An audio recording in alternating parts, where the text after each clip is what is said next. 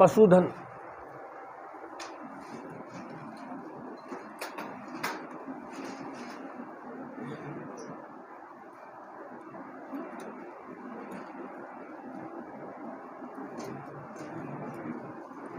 कल अपने पढ़ा था कि राजस्थान में कृषि बहुत ज्यादा लोग करते हैं, लेकिन कृषि की तुलना में आय किससे ज्यादा है? कृषि से कितना आय बताई थी? 13.89 था ना, 89। और पशुधन से आय 13.98। यानी कृषि की तुलना में पशुधन जो है वो हमारा जीडीपी में ज्यादा योगदान देता है। पशुपालन रोजगार का एक स्थायी साधन है। कृषि प्राय किस पर निर्भर करती है? मानसून पर। मानसून बढ़िया आया, कृषि अच्छी होगी। और अपने राजस्थान में पढ़ा है बेमौसम बरसात बहुत होती है, अनिश्चित अनियमित बरसात, जो राजस्थान में अकाल का मेन कारण बन जाती है। तो हमारे लिए कृषि बहुत मुश्किल काम हो जाता है। जब अनिश्चित और अनियमित बरसात होती है, कृषि बहुत मुश्किल हो जाती है। तो कृषि की तुलना में पशुधन जो है वो रोजगार का एक स्थायी साधन है, रोजगार का। लेकिन सरकार की तरफ से कृषि पर तो खूब ध्यान दिया जा रहा है, लेकिन पशुधन जो है एक तरह से अपन कर सकते हैं सरकार द्वारा उपेक्षित है। सरकार द्वारा उपेक्षित है। सरकार अपने बजट का केवल 1% हिस्सा, ये भी ध्यान रखना है, पशुधन के कल्याण पर खर्च करती है। 1% हिस्सा कहीं गांव में वेटरनरी हॉस्पिटल खोल दिया, कहीं कुपोषण का है तो उनके लिए चारे की व्यवस्था कर दी। जबकि सरकार की आय में जैसे पशु मेले लगते हैं, पशुओं का क्रय विक्रय होता है तो आय होती है, बॉन्स की, लेदर चमड़े की, इनकी आय होती है। आय में जो है लगभग 10 से 13% योगदान पशुधन का रहता है। यानी 1 रुपये आप खर्च करते हो, 10 रुपये कमाते हो। किससे? पशुधन से। इसको हम इस खर्च को थोड़ा सा और बढ़ा दें तो कमाई क्या है पशुधन से और ज़्यादा की जा सकती है, बहुत अच्छी तरह से कमाई की जा सकती है। बहुत सारे देश ऐसे हैं विश्व में जिसकी अर्थव्यवस्था पशुधन पर ही निर्भर है। डेनमार्क है, ऑस्ट्रेलिया है, स्वीडन है, यहाँ न्यूजीलैंड है, यहाँ पशुधन बहुत बड़ी चीज़ है। बीकानेर का एक लड़का था जिसने आईआईटी किया था। आईआईटी करने के बाद में अच्छे पैकेज पर वो काम कर रहा था, लेकिन उसने देखा दिमाग के अंदर कि बीकानेर में ऊँट तो बहुत हैं, ऊँटों की सर्वाधिक संख्या। और आपको पता होगा कैमल मिल्क आजकल जो है डायबिटीज़ के अंदर दवाई की तरह काम में लेते हैं पूरे इंडिया के अंदर। और ऊँट केवल मिलता है राजस्थान या वेस्टर्न राजस्थान के अंदर, बीकानेर, जैसलमेर, जोधपुर, और कहीं नहीं है। अब एक तमिलनाडु के व्यक्ति को जो है कैमल मिल्क चाहिए, उपलब्ध नहीं होता उसको। दिल्ली के व्यक्ति को कैमल मिल्क चाहिए, उपलब्ध नहीं होता। उसने जॉब छोड़ करके अपना एक कैमल मिल्क का प्लांट लगाया, आज उसका टर्नओवर भी करोड़ों रुपए में है। तो पशुधन से लोग कमा सकते हैं बहुत आसानी से। तो पशुधन जो है वो आय का एक मुख्य साधन बन सकता है, लेकिन सरकार की तरफ से उपेक्षित है। इसमें विशेषकर ध्यान देकर के हम आय को बढ़ा सकते हैं। जीवित पशु तो हमारे लिए फायदेमंद है जी। हमारा सारा डेयरी उद्योग किस पर है? जीवित पशुओं पर है। दूध है, घी है, मक्खन है, सारा है। हमारा सारा ऊन उद्योग किस पर है? पशु पर है। सारा का सारा वुलन के अंदर इंडिया में राजस्थान पहले स्थान पर है, डेयरी में राजस्थान दूसरे स्थान पर है। तो वूल में इनमें तो है, मरने के बाद भी पशु बहुत सारा लाभदायक है। लेदर इंडस्ट्री सारी की सारी, पशुओं की बोन से बहुत सारी जो है मेडिसिन तैयार होते हैं, जितने भी ये कैल्शियम वगैरह की गोलियां बनती है, खाद बनते हैं पशुओं की हड्डियों से, चमड़ा तैयार होता है, चमड़े का आइटम आप सबको पता है बहुत सारा यूज होता है। तो पशु वेरी यूजफुल है। इसको हम डेयरी उद्योग के अंदर भी हम इसका अच्छा इस्तेमाल कर सकते हैं। आज का पत्रिका में शायद था, मेरे हिसाब से मैंने पढ़ा था कि एक व्यक्ति ने जो है नौकरी नहीं लगी तो घी का काम शुरू किया था घर से। आज के शायद न्यूज़पेपर में शुरू में वो क्या कि गांव का था, शहर जाता था पढ़ने के लिए, तो साथ वाले कहते तू गांव से आता है 1 किलो घी हमारे लिए भी गांव का ला देना। ऐसा करते करते वो 1-2 किलो घी ले जाता। धीरे धीरे अब उसका टर्नओवर जो है वो काफ़ी ज़्यादा बढ़ गया। उसने उसी को बिजनेस के रूप में अपनाया। तो पशुधन भी आय बहुत अच्छी दे सकता है, कहने का मतलब ये। लेकिन उपेक्षित पड़ा हुआ है।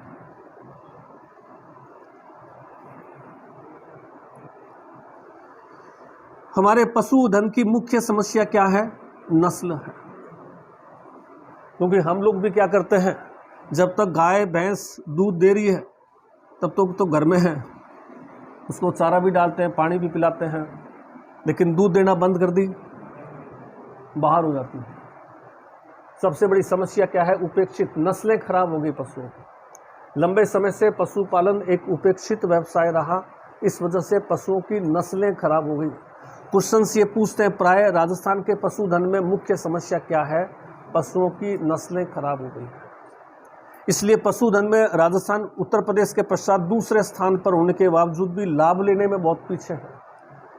जो अमेरिकन पशु या जो जर्सी रेलिस्टिन्स जो गायें हैं, इनकी तुलना में हमारी गायें बहुत कमज़ोर मानी जाती हैं। लाभ लेने में बहुत पीछे है, नस्लें खराब है। हमें सबसे मेन चीज़ जो है वो क्या है? पशु की नस्ल सुधार है। पशुधन की मुख्य समस्या नस्लों का खराब होना और नस्लों को सुधारना हमारा मेन प्रॉब्लम जो है वो पशुधन।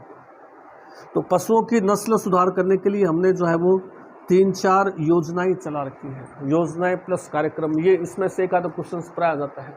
सबसे फेमस योजना आती है गोपाल 1990। प्राय आप पुराने पेपर पढ़ोगे, कई पेपरों में मिलेगा गोपाल योजना का क्या उद्देश्य है, क्योंकि अपने इधर पशुपालन मेन बिजनेस है, मेन आय का सोर्स है। गोपाल योजना का उद्देश्य क्या है? गांव के अंदर 8वीं 10वीं पास युवक को चयन किया, सरकार ने उसको प्रशिक्षण दिया 6 महीने का। गोपाल जो है वो कृत्रिम गर्भधान करवाता है। नस्ल सुधारने का एक ही तरीका होता है कि आप हाइब्रिड को तैयार कीजिए, संकर नस्ल तैयार कीजिए। संकर नस्लों से हम नस्ल को सुधार सकते हैं। कृत्रिम गर्भधान करवा करके आर्टिफिशियल इंसेमिनेशन द्वारा जो है वो गोपाल संकर पशुओं की नस्लें तैयार करता है। गांव-गांव के अंदर जो है गोपाल होता है। कामधेनु योजना है। ऐसे पशु जो कि गौशाला में है या सड़कों पर आवारा घूम रहे हैं, उन आवारा पशुओं से हम कैसे लाभ ले सकते हैं? अगर उन्नत नस्ल की पशु है तो उसका लाभ आगे कैसे लिया जा सकता है? इसके लिए हमारे पास में कामधेनु योजना है। उसके अलावा संकर नस्लों को तैयार करने के लिए जो है नोहर खींचियान जोधपुर के अंदर है ये। यहाँ पर जो है राजस्थान सरकार का जर्म प्लाज्म स्टेशन स्थापित हुआ है। जर्म प्लाज्म स्टेशन खींचियान जोधपुर। और इस जर्म प्लाज्म स्टेशन के अंदर जो है 10 लाख सीमन डोज प्रति वर्ष तैयार होती है और इस सीमन डोज का उपयोग संकरण में किया जाता है, हाइब्रिडाइजेशंस में करते हैं। कृत्रिम पशुओं को, कृत्रिम नस्लों को तैयार करने में किया जाता है। तो राजस्थान का सबसे बड़ा जर्म प्लाज्म स्टेशन जो है वो नोहर खींचियान जोधपुर में स्थापित है। जर्म प्लाज्म स्टेशन के माध्यम से सीमन डोज आती है बाजार के अंदर, सीमन डोज लगा करके और संकर पशु जो है वो तैयार किए जाते हैं। बस्सी जयपुर में जो है, बस्सी जयपुर में उत्तर भारत का पहला एनिमल सीमन बैंक स्थापित हुआ है। Animal semen bank liquid nitrogen की सहायता से, लिक्विड नाइट्रोजन का टेम्परेचर होता है लगभग -80, 85, 90 के आसपास। लिक्विड नाइट्रोजन की सहायता से एनिमल्स का सीमन जो होता है, विशेषकर वो सीमन को हम सुरक्षित रखते हैं और उसके बाद में संकरण द्वारा गायों की संकर किस्में तैयार की जाती हैं। हाइब्रिड काउज जो है वो बस्सी जयपुर। तो IVF टेक्नोलॉजी भाई, पहले तो क्या होता था कि एनिमल्स के अंदर हीट पीरियड आता है। एनिमल्स में साल भर रिप्रोडक्शन नहीं होता है, वो हीट पीरियड आता है। उस हीट पीरियड के दौरान क्रॉस करवाते हैं तो एनिमल्स जो है वो गर्भ को तैयार करता है। अब आपको वो क्रॉस कराने के लिए फिजिकल आवश्यकता नहीं है, एनिमल्स को सीमन डोज लगाइए तो वो उससे कृत्रिम रूप से गर्भधान उसका हो जाएगा। साइड इफेक्ट्स इसका कुछ नहीं, नया तरीका है। बाकी प्रोसेस तो बस वही है कि उसको अपने को संकरण करना है तो सीमन की डोज मिलती है बाजार के अंदर, सीमन डोज ला करके लगाते हैं तो उससे पशु जो है वो गर्भधान में आ जाता है। हाँ, ये स्टोर होता है सारा का सारा, ये लिक्विड नाइट्रोजन जिसमें -80 -90 पर सीमन स्टोर रहता है और सीमन स्टोर करके और संकर पशुओं को तैयार किया जाता है। बस्सी जयपुर में यहाँ तो डोज तैयार होती है और यहाँ केवल हाइब्रिड गायें तैयार की जाती हैं। बस्सी जयपुर में केवल संकर गायें तैयार होती हैं और यहाँ जो है इंजेक्शन तैयार होते हैं। ये इंजेक्शन बाज़ार में मिलते हैं हाइब्रिडाइजेशन करने के और क्रॉस ब्रीड तैयार करना, और क्रॉस ब्रीड के माध्यम से नस्ल में सुधार लाना। ये है मोहनगढ़ में जो है देश का पहला पशु चारा बैंक स्थापित हुआ है। पशु चारा बैंक मतलब आपको जो है वो ऋण देता है पशु चारा खरीदने के लिए। और सरकार ने जो है सहकारी पशु आहार केंद्र भी स्थापित किए हैं। सहकारी पशु आहार केंद्र जहां पर सस्ती दर पर पशु चारा मिलता है। जैसे बीकानेर में आप जाएंगे तो लालगढ़ रेलवे स्टेशन के सामने की तरफ में एक जगह बड़ा बोर्ड लिखा हुआ मिलेगा, सहकारी पशु आहार केंद्र, जहां पर खड़, चूरी, मोठ, ये सब चीज़ें जो है आपको मार्केट रेट से सस्ती रेट पर मिल जाएगी। तो इन योजनाओं के माध्यम से हमारे दिमाग में कंसेप्ट होना चाहिए कि हमने पशुओं की देखभाल नहीं की है, पशुओं की देखभाल नहीं करने से हमारे पशु जो है उनकी नस्लें खराब हो चुकी है। अब इन नस्लों को कैसे सुधारा जाए, तो हाइब्रिडाइजेशन द्वारा बेस्ट तरीका है, जिसके लिए हमें 3-4 ये योजनाएं और कार्यक्रम जो है वो चलाए। बस इतना सा ध्यान रखना है इसके लिए। उसके बाद में आते हैं पशुओं की नस्लें। क्वेश्चंस प्राय पशु नस्लों पर भी बहुत आते हैं। जैसे अपन पहला पशु ले गाय। फर्स्ट पशु हमारे पास में गाय है। तो गाय की नस्लों को हम 3 कैटेगरी में बांट सकते हैं। एक गाय वह है जो दूध के कारण चर्चित है, कहते हैं ना गाय, ये गाय किसके लिए, दूध के लिए फेमस है। एक गाय जो है वो बैल के लिए चर्चित है कि उस गाय का दूध तो कोई महत्व का नहीं है, दूध बहुत कम देती है, लेकिन बैल मजबूत होता है। और एक गाय होती है जो दूध और बैल दोनों के लिए चर्चित है, दूध भी अच्छा देती है और बैल भी अच्छा है। एक गाय वो है। तो वे गायें जो दूध के लिए फेमस है, उसमें हमारे पास में कौन सी आती है, थारपारकर, राठी है, गिर है। ये केवल और केवल दूध के लिए है। गिर नस्ल की गाय है, राठी नस्ल की गाय है, थारपारकर नस्ल की गाय है?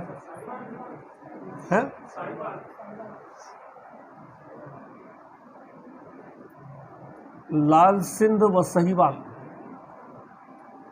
इन दोनों का मिश्रण है राठी। सहीवाल हमारी गाय नहीं है, लाल सिंध और सहीवाल के मिश्रण से राठी गाय उत्पन्न है। क्रॉस ब्रीड है, राठी प्योर ब्रीड नहीं है, संकर ब्रीड है, राठी संकर ब्रीड है। बैल के लिए चर्चित गाय में नागौरी, आपको पता ही है सबको, नागौरी बैल फेमस है। और सांसोरी है। दूध और बैल दोनों के लिए चर्चित आता है। तो उसमें जो है कांकरेज आती है। कांकरेज राजस्थान की सबसे भारी नस्ल गाय की, बड़े आकार की गाय जो दूध भी अच्छा देती है, बैल भी बढ़िया है। गाय की सबसे बड़ी नस्ल है, राजस्थान में अमेरिकन गाय के नाम से जानी जाती है, कांकरेज है। कांकरेज के अलावा जो है मालानी है, हरियाणवी है। ये गाय किसके लिए फेमस है, दूध और बैल के लिए चर्चित। तो पहले तो आपको पता होना चाहिए कौन सी गाय की कौन कौन सी ये नस्लें हैं और कौन सी गाय किसके लिए फेमस है। उसके बाद में आता है क्षेत्र। आपको हर पशु का क्षेत्र पता होना चाहिए, किस क्षेत्र में जाएंगे तो हमें कौन सी नस्ल के पशु दिखाई देंगे। जैसे बीकानेर से हनुमानगढ़ की तरफ जाएंगे, सारा का सारा बेल्ट किसका है, राठी का। लूणकरसर से राठी स्टार्ट हो जाती है, महाजन है, आगे अर्जनसर तक ये राठी है, हनुमानगढ़ तक राठी मिलेगी। और बीकानेर से इधर नीचे जाएंगे, थारपारकर जिसका दूसरा नाम है मालानी। और मालानी क्षेत्र कहाँ पे है, बाड़मेर के अंदर क्षेत्र है मालानी। और ये थार को पार कर जाती थी। थारपारकर बेसिकली तो कहाँ की है, पाकिस्तान का जिला है थारपारकर। पाकिस्तान में अपन ने जिला पढ़ा शुरू में, थारपारकर जिला वहाँ की है, जो वहाँ से लेकर के अपने बाड़मेर से लेकर के पाकिस्तान के थारपारकर जिले तक पूरे एक दिन के अंदर यहाँ से यहाँ तक पार कर जाती थी, इसलिए इसका नाम थारपारकर हो गया।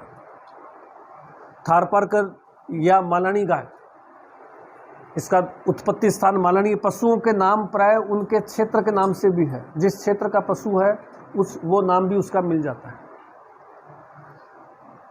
और गिर गाय कहाँ आएगी? गिर पहाड़ियाँ कहाँ पे है? गुजरात के अंदर है। और गुजरात के अपने इधर कौन सा क्षेत्र आएगा? उदयपुर है, सिरोही है, उदयपुर, सिरोही, डूंगरपुर, गिर आ गई। और ये गिर जो गाय है ये गुजरात की गिर पहाड़ियों से आई, उदयपुर होते हुए राजस्थान में कहाँ तक चल गई? अजमेर तक चली गई। तो गिर के दो नाम और है, अजमेरा नाम भी है, या इसका पॉपुलर नाम जो है वो है रेंडा गाय। गिर का दूसरा पॉपुलर नाम जो है रेंडा भी कहते हैं, अजमेरा भी कहते हैं, या गिर भी कहते हैं, जो गुजरात से राजस्थान आई हुई है।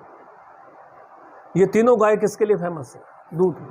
सबसे ज़्यादा दूध देने वाली गाय अगर मानी जाएगी तो थार पारकर। राठी दूध कम देती है थोड़ा, थार पारकर दूध ज़्यादा आती है, सर्वाधिक दूध। लेकिन कामधेनु गाय के नाम से कौन सी गाय फेमस है? राठी गाय। अब इन गायों की संख्या बढ़ानी है अपने को, तो पशुधन से लाभ लेना है। तो संख्या बढ़ाने के लिए क्या करेंगे? इनका ब्रीडिंग सेंटर स्थापित करेंगे, इनकी अधिक से अधिक आबादी बढ़ाएंगे। तो राठी प्रजनन केंद्र, जहाँ पर राठी की आबादी को बढ़ाने का काम किया जाता है, कहाँ पे है? लोहर, हनुमानगढ़ राठी प्रजनन केंद्र, जिसका नाम गोवत्स परिपालन केंद्र।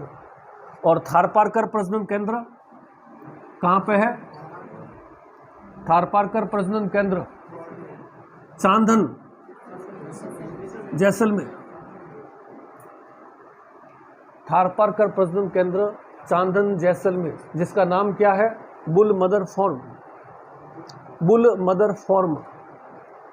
चांदन बहुत फेमस जगह है राजस्थान की। और किसके लिए फेमस है? परमाणु परीक्षण, वो तो पोखरण में होता है। चांदन राजस्थान की बहुत चर्चित जगह, अखबारों में प्राय है, मिसाइल परीक्षण स्थान है। आए दिन कभी ब्रह्मोस मिसाइल का परीक्षण होता है, कभी अग्नि मिसाइल का परीक्षण होता है। राजस्थान में मिसाइल परीक्षण केंद्र या तो ये है, या फिर भारत में कौन सा मिसाइल परीक्षण केंद्र है? चांदीपुर। श्रीहरिकोटा तो रॉकेट वाला है। चांदीपुर, उड़ीसा। अब कभी भी अपन अखबार में पढ़ते हैं भारत ने जो है ब्रह्मोस मिसाइल का परीक्षण किया, भारत ने जो है अग्नि मिसाइल का टेस्ट किया।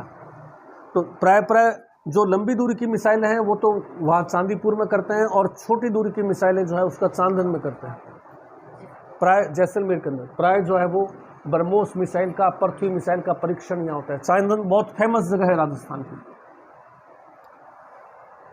बैल के लिए चर्चित गाय जो है नागौरी है, नागौर। अब इस गाय की उत्पत्ति कहाँ हुई, नागौर के कौन से गांव के बैल फेमस है, ये सब। सांचोरी है, ये भी बैल के लिए फेमस है। कांकरेज भारी नस्ल है, उदयपुर, जालोर के आसपास मिलती है। हरियाणवी, हरियाणा के टस्किंग इलाके में मिलेगी। हरियाणवी कहाँ मिलेगी? जयपुर है, अलवर है, सीकर है, जो हरियाणा के टच का इलाका है, हरियाणा से आई हुई है। इस गाय का तीसरा सिंग होता है, दो सिंग के बीच में जो है बीच की हड्डी उभरी होती है, तो तीन सिंग वाली गाय कहते हैं इसको। मालानी, मालवी, मालवा पठार, मालों की पठार की गाय है। तो अड़ोती क्षेत्र में हमें कौन सी गाय मिलती है? मालानी। बाड़मेर, जालोर में कौन सी गाय मिलती है? थारपारकर। उदयपुर, डूंगरपुर में आ जाए गिर, बीकानेर से जैसलमेर ये आ जाए चूरू, राठी। इधर आ जाए हरियाणवी, यहाँ आ जाए नागौरी। कौन सा पशु कहाँ मिलता है ये भी हमें ध्यान रखना है।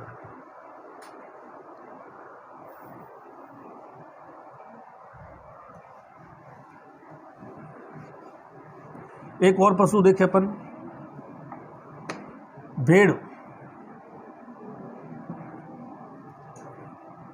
भेड़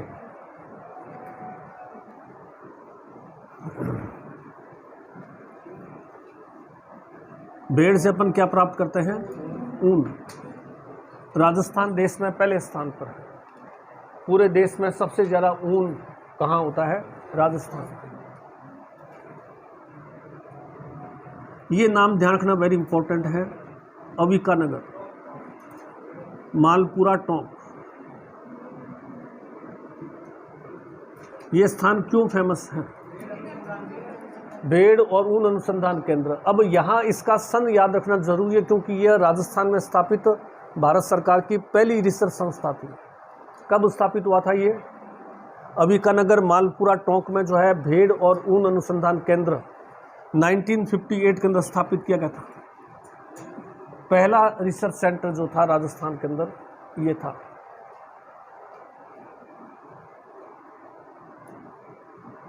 ऊन विश्लेषण प्रयोगशाला कहाँ पे है? बीकानेर। ऊन विकास बोर्ड कहाँ पे है? जोधपुर। स्टेट वूलन मिल राजस्थान सरकार द्वारा स्थापित ऊन मिल जो अब बंद हो गई, वही रानी बाजार बीकानेर के अंदर है, स्टेट वूलन मिल। वस्टेड वूलन मिल, जिसमें जो ऊन काटने के बाद में जो कचरा बच जाता है उसको फिर आगे उपयोग करना, लाडनू और चूरू। ऊन मंडी आप सबको पता है, बीकानेर।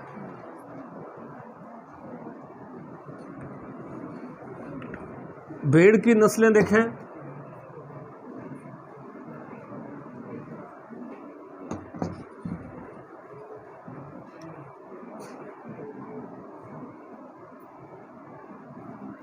शेखावाटी, छापर जिसका पॉपुलर नाम है चोकला।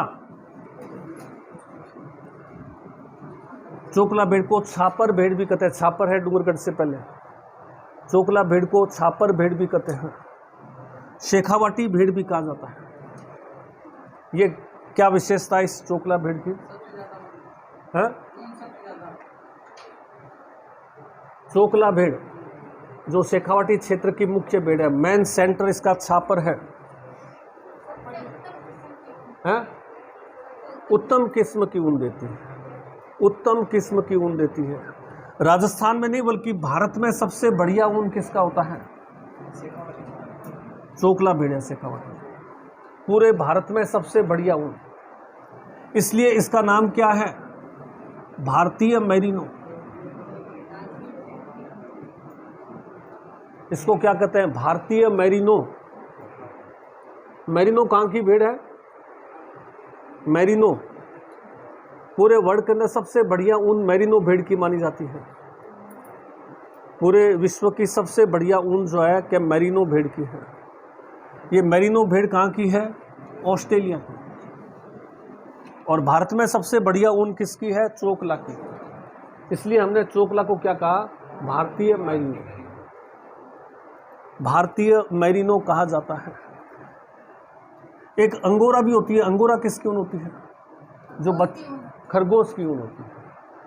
बच्चों के में काम मिले, बहुत सॉफ्ट ऊन होती है, बच्चों की ड्रेस वगैरह बनाने के लिए।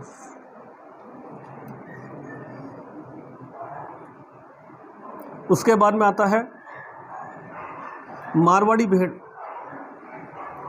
कहाँ मिलती है मारवाड़ी भेड़? मारवाड़ी वही जोधपुर है, बाड़मेर है, जोधपुर, बाड़मेर, जैसलमेर। क्या विशेषता है मारवाड़ी भेड़ की? दो विशेषताएं फेमस है। मारवाड़ी भेड़ में क्या विशेषताएं मिलेगी? देखिए, भेड़ें क्या होती है? भेड़ें रहती है झुंड के अंदर। एक भेड़ को रोग हो गया, सारी भेड़ें रोगग्रस्त हो गई। एक भेड़ पालक जो होता है उसके पास में मान लीजिए 50 भेड़ है या 100 भेड़ है, उसमें से एक भेड़ को एंथ्रेक्स रोग हो गया या कोई और रोग हो गया, कुछ ही टाइम के अंदर उसकी सारी भेड़ें एंथ्रेक्स हो जाएगी और सारी भेड़ें एक साथ मर जाएंगी। उसके लिए बड़ी समस्या हो जाती है। इसके लिए सरकार ने एक योजना भी चला रखी है, अभिकानगर के नाम से, अभिका कवच योजना, भेड़ों के बीमा करने की। तो भेड़ों में क्या होता है कि रोग बहुत जल्दी होता है आपस में झुंड में रहने की वजह से। लेकिन मारवाड़ी जो भेड़ है इसकी खासियत क्या है कि इसमें रोग नहीं होता। रोग प्रतिरोध क्षमता इसकी सबसे ज़्यादा होती है। रोग प्रतिरोध क्षमता सबसे ज़्यादा होगी। तो रोग प्रतिरोध क्षमता ज़्यादा होगी तो क्या होगी? बीमार नहीं पड़ेगी। और बीमार नहीं पड़ेगी तो क्या होगा? संख्या बढ़ जाएगी। सर्वाधिक संख्या में कौन सी भेड़ मिलती है? मारवाड़ी। क्यों मिलती है? क्योंकि इसकी रोग प्रतिरोध क्षमता ज़्यादा है, रोग प्रतिरोध क्षमता ज़्यादा है।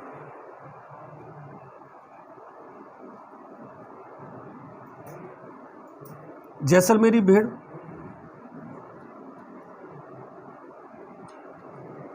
जैसलमेरी भेड़, जैसलमेर बाड़मेर क्या विशेषता है?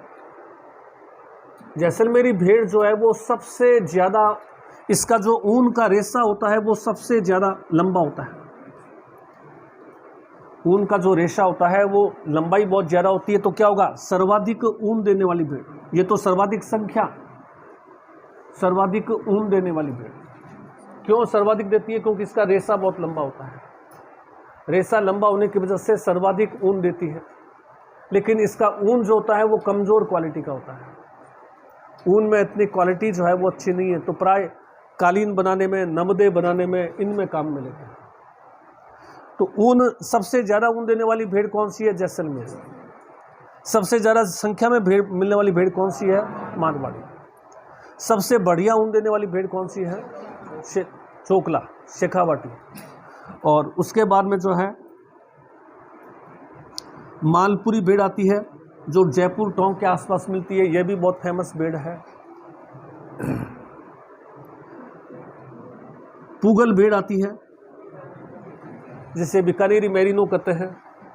इसका भी ऊन बीकानेर से प्राय कालीन कहाँ जाता है? यूपी भदोही है, वहाँ जाता है। ऊन का क्या बनता है? कालीन बनते हैं। तो पुगल भेड़ जो है इससे बीकानेरी मेरिनो भी कहते हैं। नाली भेड़ है। तो ये सब भेड़ों की किस्में हैं। तो कौन सी किस्म कहाँ मिलती है, उस किस्म की क्या विशेषता है, वो ये पूछ सकता है। या उससे जुड़े हुए जो रिसर्च सेंटर है, भेड़ और ऊन अनुसंधान केंद्र कहाँ है, ऊन विश्लेषण प्रयोगशाला कहाँ है, ऊन विकास बोर्ड कहाँ है। देश में ऊन के अंदर राजस्थान नंबर 1 है। पूरे हिंदुस्तान में सबसे ज़्यादा ऊन उत्पादन कहाँ होता है? राजस्थान में। तो लिखिए, फिर अपन आगे चलते हैं इसके अंदर। राजस्थान के पश्चिमी रेगिस्तानी क्षेत्र में, राजस्थान के पश्चिमी रेगिस्तानी क्षेत्रों में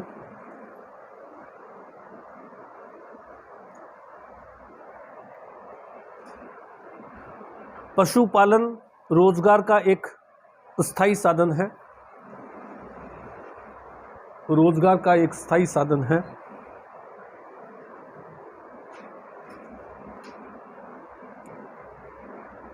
परंतु सरकार द्वारा उपेक्षित है,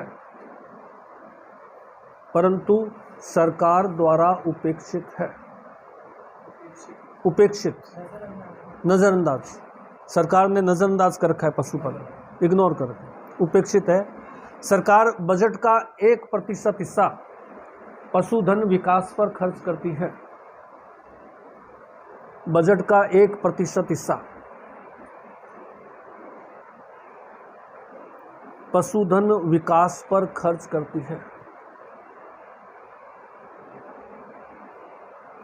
बजट का 1% हिस्सा पशुधन विकास पर खर्च करती है,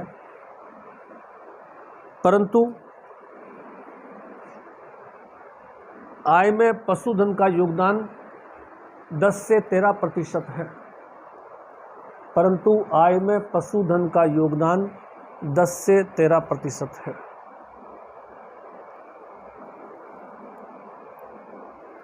ये लाइन दोबारा लिख लीजिए यहाँ पर। राजस्थान की जीडीपी में भी सर्वाधिक योगदान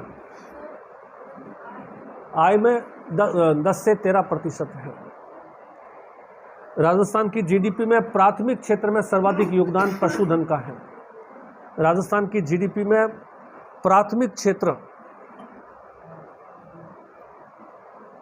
क्षेत्र में सर्वाधिक योगदान पशुधन का है। जीडीपी में प्राथमिक क्षेत्र, कल पढ़ा रखा है, अच्छी तरह से समझा रखा है सबको। प्राथमिक क्षेत्र पशु, कृषि, खनिज, वन सब में लिया था। उसमें सब में ज़्यादा, सबसे ज़्यादा किसमें थी? प्राथमिक क्षेत्र में सर्वाधिक योगदान पशुधन का है। पैराग्राफ को चेंज करके लिखिए, पैराग्राफ चेंज करके आ जाइए। पशुधन की मुख्य समस्या, पशुधन की मुख्य समस्या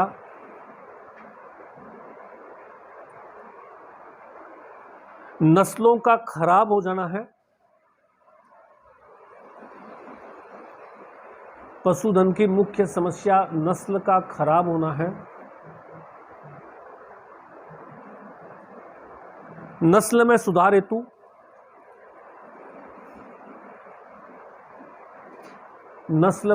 हेतु निम्नलिखित प्रयास किए गए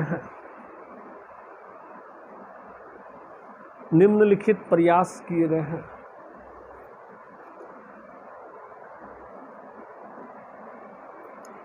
पहला लिखिए गोपाल योजना।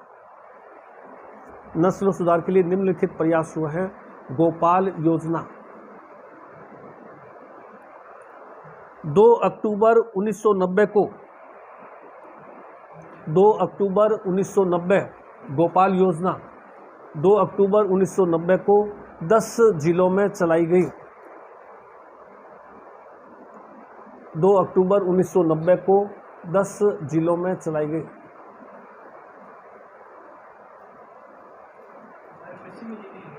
नहीं, अलग अलग, पश्चिम में, दक्षिण में भी है, जैसे डूंगरपुर, बांसवाड़ा, उदयपुर, यहाँ पर भी पशुधन है। 10 जिलों में चलाई गई। इसका उद्देश्य कृत्रिम गर्भधान से संकर पशुओं को तैयार करना। कृत्रिम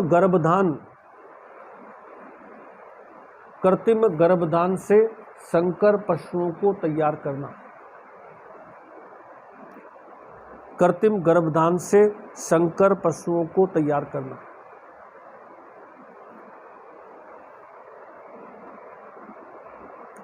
कामधेनु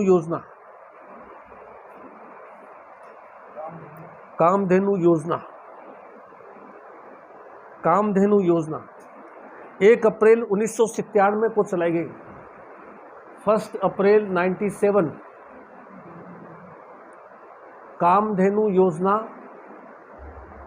1 अप्रैल 1997 को चलाई गई।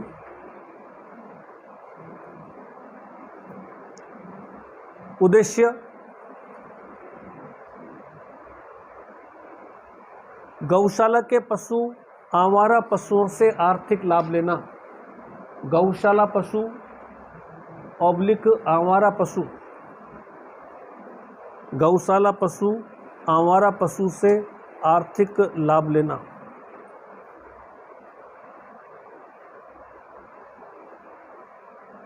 आर्थिक लाभ लेना सभी जिलों में चल रही है।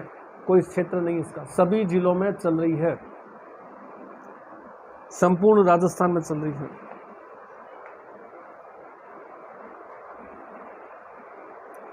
एडमास योजना ADMAS, तीसरी योजना ADMAS, पूरा नाम है एडमास योजना।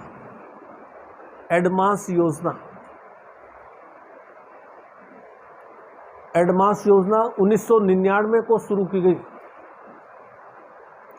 1999 को शुरू की गई एडमास योजना। 99 क्या चीज? 1 अप्रैल 1999 को शुरू की गई। इसका उद्देश्य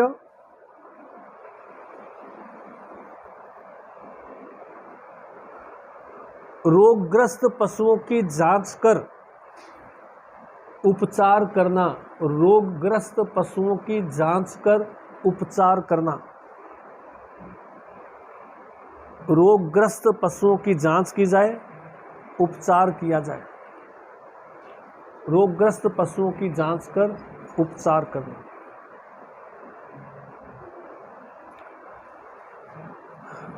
अगला पॉइंट आ जाइए पैराग्राफ चेंज करके।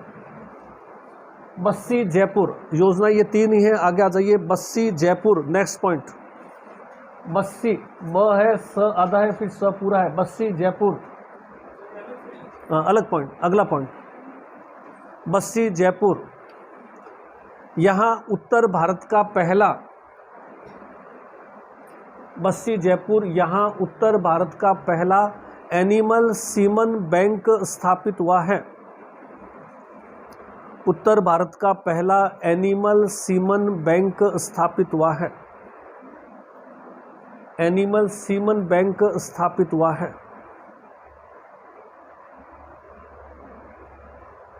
एनिमल सीमन बैंक स्थापित हुआ है। यहां संकर गायें तैयार होती हैं। यहां संकर गायें, हाइब्रिड संकर गायें तैयार होती हैं।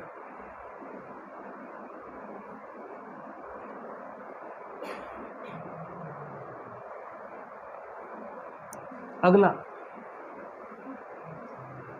नरणा, नरणा खींचियान, नरणा करके खींचियान,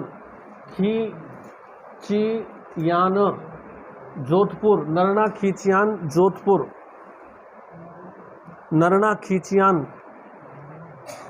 नरणा खींचियान Jodhpur,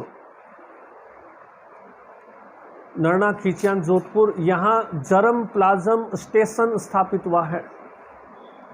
germ plasm station, germ plasm station स्थापित हुआ है।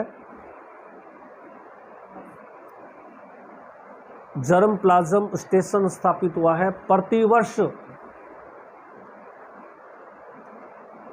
प्रतिवर्ष 10 लाख सीमन डोज तैयार की जाती है। 10 लाख सीमन डोज तैयार की जाती है।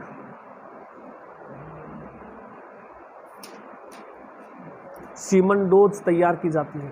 सूरतगढ़, अगला, सूरतगढ़, सूरतगढ़। यहां केंद्रीय पशु प्रजनन केंद्र स्थापित हुआ है। सूरतगढ़ केंद्रीय पशु प्रजनन केंद्र, केंद्रीय पशु प्रजनन केंद्र स्थापित हुआ है। केंद्रीय पशु प्रजनन केंद्र स्थापित हुआ है। मोहनगढ़ जैसलमेर, अगला point, Mohangarh Jaisalmer. Next point, Mohangarh Jaisalmer. यहां देश का पहला पशु चारा बैंक स्थापित किया गया है। देश का पहला पशु चारा बैंक स्थापित किया गया है।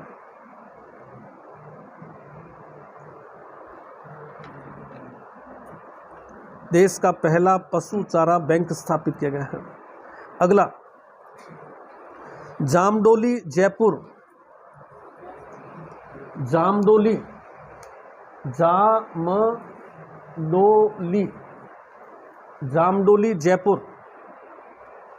जामडोली जयपुर।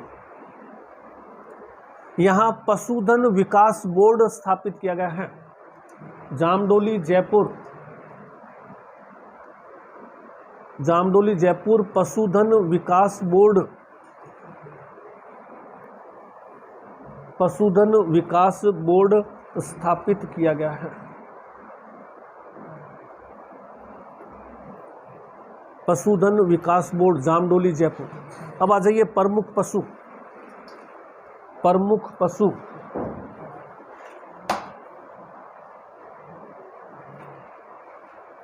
प्रमुख पशु। पहला पशु लिखिए गाय,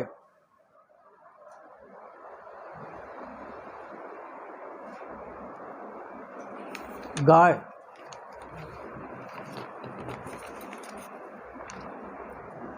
सर्वाधिक बीकानेर, न्यूनतम धौलपुर। गाय की आबादी सबसे ज्यादा कहाँ है? बीकानेर, न्यूनतम धौलपुर, न्यूनतम धौलपुर। नस्लें, नस्लें, गाय की नस्लें। पहले टॉपिक डाल लीजिए दूध, दूध, दूध के लिए नस्लें। दूध के हिसाब से कौन सी नस्लें? दूध के लिए चर्चित, दूध के लिए चर्चित। पहला लिखिए थार पार कर, थार पार कर या मालानी, थार पार कर या मालानी।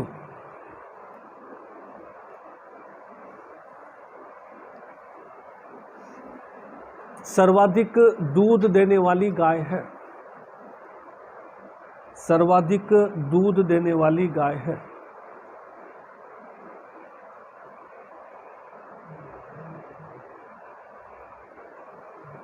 मुख्यतः जैसलमेर बाड़मेर क्षेत्रों में मिलती है। जैसलमेर बाड़मेर क्षेत्र में मिलती है।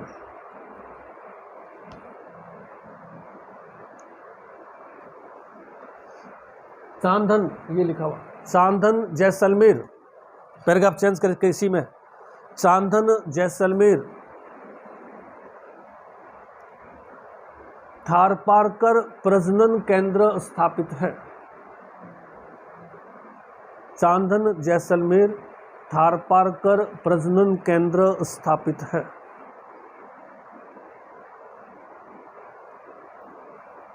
जिसका नाम बुल मदर फॉर्म है। जिसका नाम बुल मदर फॉर्म है। Bull mother farm, bull mother form है। दूसरा जाइए राठी। राठी, राठी गाय, यह एक संकर गाय है, हाइब्रिड गाय है। राठी एक संकर गाय है, संकर या हाइब्रिड, जो लाल सिंध व सहीवाल नस्लों का मिश्रण है। लाल सिंध व सहीवाल, लाल सिंध व सहीवाल, सहीवाल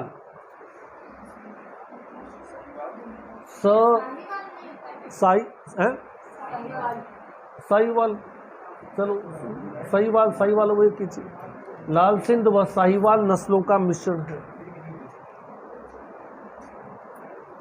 लाल सिंध व साहीवाल नस्लों का मिश्रण है।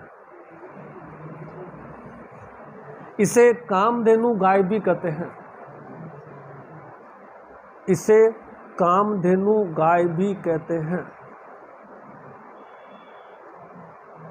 कामधेनु गाय भी कहते हैं। मुख्य क्षेत्र बीकानेर गंगानगर। मुख्य क्षेत्र बीकानेर गंगानगर। पैराग्राफ चेंज करके लिखिए। पैराग्राफ चेंज करके नोहर हनुमानगढ़। नोहर हनुमानगढ़ राठी प्रजनन केंद्र स्थापित है। नोहर हनुमानगढ़ राठी प्रजनन केंद्र स्थापित है। राठी प्रजनन केंद्र स्थापित है। नाम गौ वत्स व वत्स परिपालन केंद्र। नाम गौ वत्स परिपालन केंद्र है। गौ वत्स परिपालन केंद्र है। हाँ जी, नहीं साहीवाल राजस्थान का नहीं, साहीवाल पंजाब की है, राजस्थान की नहीं है। चलिए तीसरा, अगली गाय है लाल सिंध और सहीवाल। ये लाल सिंध ये सब पाकिस्तान में चले गए आजकल इलाके। सिंध की गाय थी जो पाकिस्तान की तरफ चली गई। ये नेचुरल रूप से हाइब्रिड बनी हुई गाय है। अगला आ जाइए गिर। तीसरी गाय गिर। गिर गुजरात की गिर पहाड़ियों में मिलती है। गुजरात की गिर पहाड़ियों में मिलती है।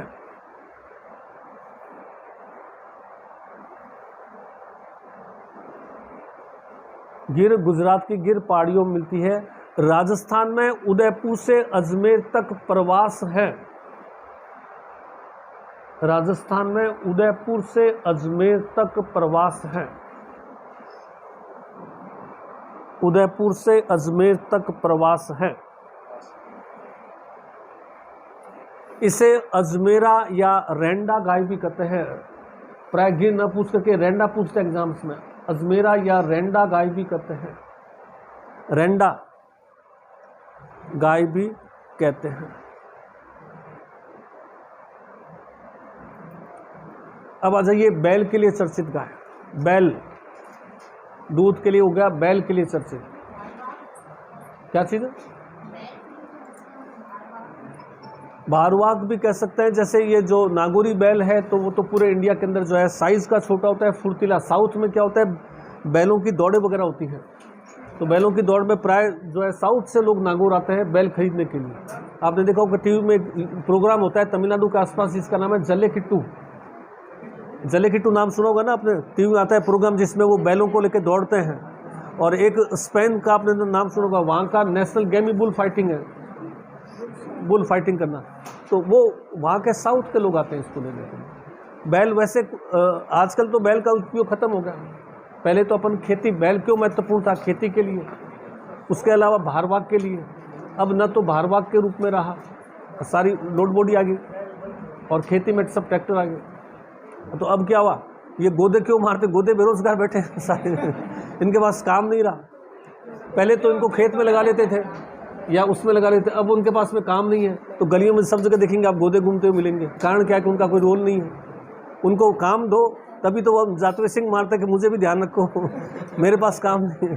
तो गोदों को सरकार को कुछ विशेष प्रयास करना चाहिए कि भाई इनको कहाँ सेट करें ताकि ये क्या क्या, तो ये रोड पे घूमते रहते हैं, जो भी आए उसको टक्कर मारते हैं। कारण क्या है कि उनको अपन ध्यान नहीं देते उसकी तरफ में। अब उनको ना पानी के लिए पूछता ना कोई चारे के लिए पूछता। चलिए लिखिए बैल के लिए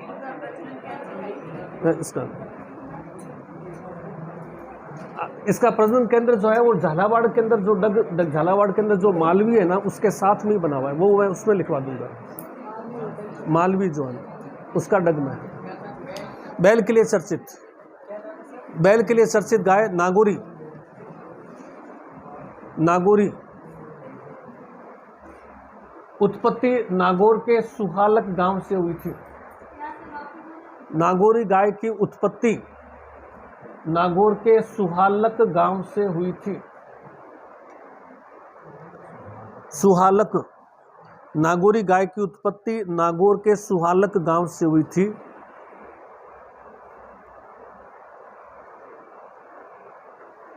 बैल छोटा और फुर्तीला होता है।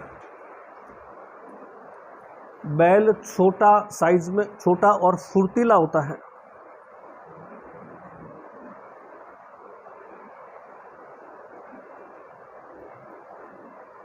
बाजवास ब्रैकेट में नागौर, बाजवास के नागौरी बैल चर्चित है। बाजवास, बाजवास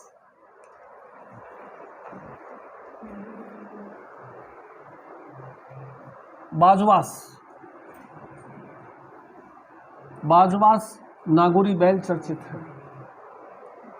बाजवास के नागौरी बैल चर्चित है। अगला सांसोरी। सांसोरी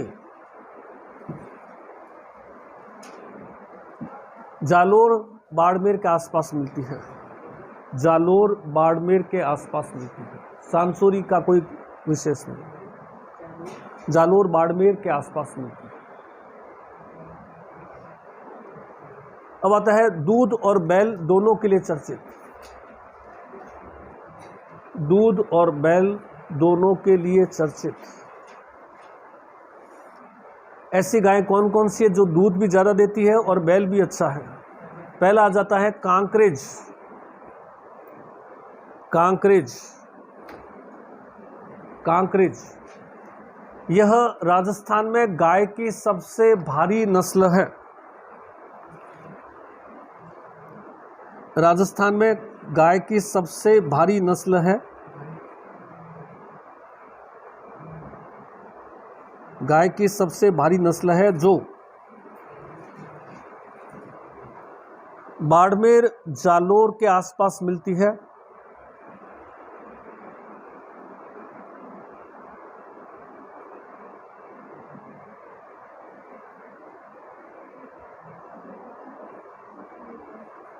इसका मूल स्थान इसका मूल स्थान कई बार पूछा हुआ है, इसका मूल स्थान गुजरात का कच्छ का रण क्षेत्र है।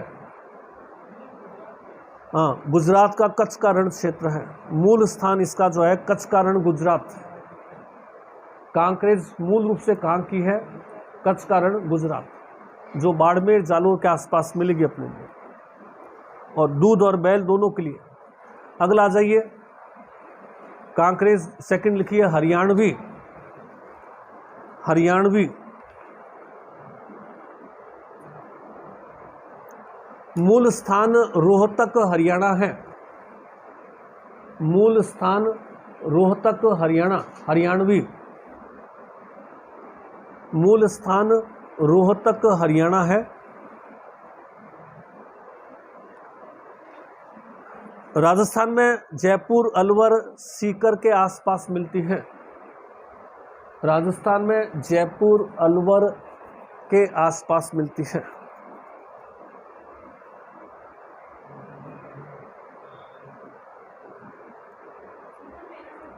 राजस्थान में जयपुर, अलवर के आसपास मिलती है। इसकी पहचान क्या होगी हरियाणवी की?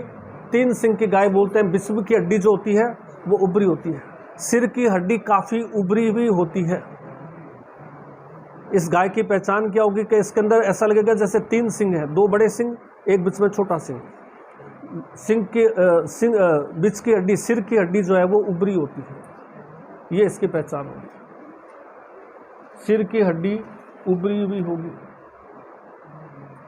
दोनों सिंग के मध्य जो हड्डी होगी वो उभरी हुई होगी।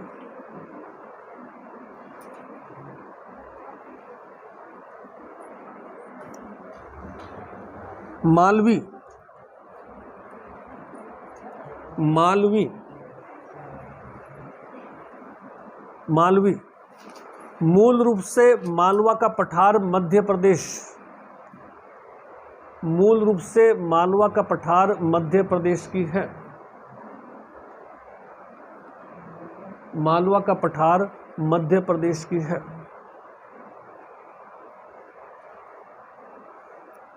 मालवा का पठार मध्य प्रदेश की है। राजस्थान में कहाँ मिलेगी? मालवा का पठार का हिस्सा कौन सा है? हड़ौती का पठार। राजस्थान में हड़ौती के पठार में मिलती है। हड़ौती के पठार की गाय है, हड़ौती के पठार में मिलती है। डग, पैराग्राफ चेंज करके डग झालावाड़, डग ब्रैकेट में झालावाड़, डग झालावाड़। मालवी और गिर, गिर यहाँ आएगी, मालवी और गिर का प्रजनन केंद्र स्थापित है। मालवी और गिर का प्रजनन केंद्र स्थापित है। मालवी और गिर का प्रजनन केंद्र स्थापित है। थोड़ा सा 2 लाइन और लिख लीजिए, अभी तक आए नहीं सर, 2 लाइन और लिख लीजिए। भेड़, हाँ अगला पॉइंट, अब गाय कंप्लीट। भेड़, परिचय, परिचय लिख लीजिए भेड़ का।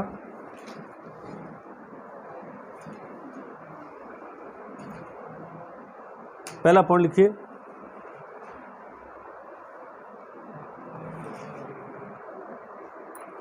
सर्वाधिक बाड़मेर, न्यूनतम बांसवाड़ा। सर्वाधिक बाड़मेर, भेड़ सर्वाधिक कहाँ है? बाड़मेर। न्यूनतम कहाँ है? बांसवाड़ा। न्यूनतम बांसवाड़ा।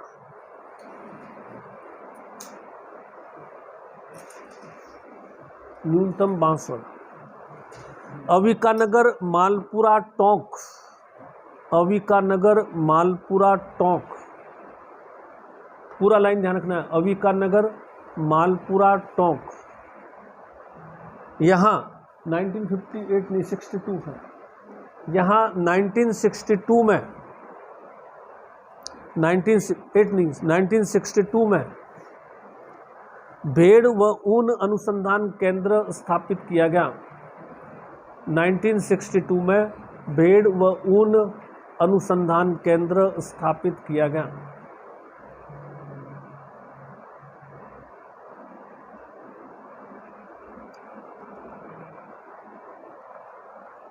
आगे लिखिए, भेड़ प्रजनन केंद्र,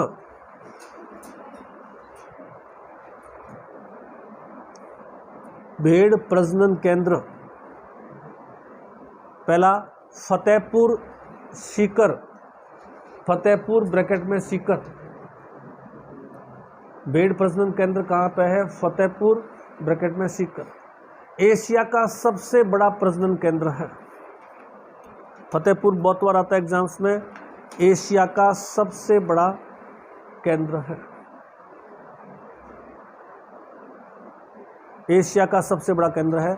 दूसरा लिखिए बांकलिया नागौर, ये ऐसे लिखा जाएगा बांकलिया, बांकलिया नागौर, बांकलिया नागौर दूसरा प्रजनन केंद्र है, बांकलिया नागौर। अन्य संस्थाएं लिखिए,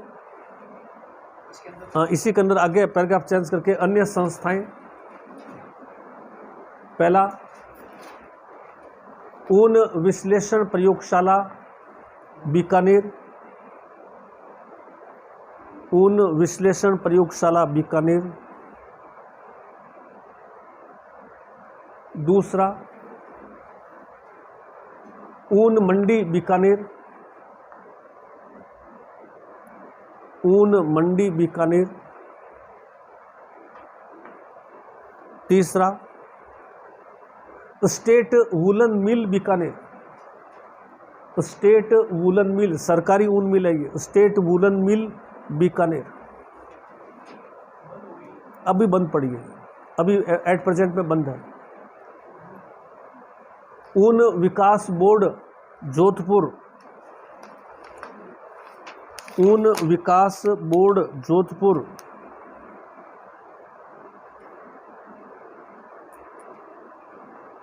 ऊन विकास बोर्ड जोधपुर। भेड़ व ऊन प्रशिक्षण संस्थान जयपुर, भेड़ व ऊन प्रशिक्षण संस्थान जयपुर, ऊन प्रशिक्षण संस्थान जयपुर। सर्वाधिक ऊन उत्पादक जिला जोधपुर, सर्वाधिक ऊन बीकानेर नहीं है, जोधपुर, सर्वाधिक ऊन उत्पादक जिला जोधपुर।